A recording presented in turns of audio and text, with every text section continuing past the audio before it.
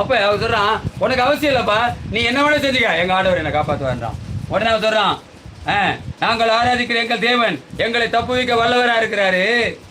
அவர் எரிகிற அக்கினி சூழலாகிய ராஜாவாகி உம்முடைய கைக்கும் எங்களை தப்புவிப்பார். அடுத்த பாயிண்ட் தான் ரொம்ப ஈஸியா சொல்றான்.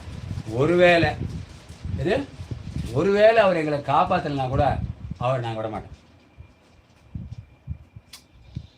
காப்பாற்றுவார் நம்பிக்கை இருக்குது, காப்பாற்றலாம் கூட அவர் தானே தெய்வம்.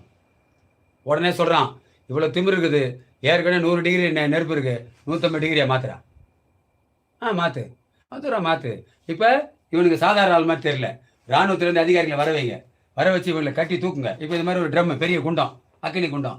இப்போ அந்த அக்கினி குண்டத்தை இவனுக்கு இந்த 3 பேர் தூக்கி போகிறாங்க போடுறதுக்கு. ஆனால் இவங்களை தூக்கி போடுமுன்னு வந்தாங்கல்ல, அவங்க எரிஞ்சிட்டாங்க. யார் எரிஞ்சிட்டா? அவங்க எரிஞ்சிட்டாங்க.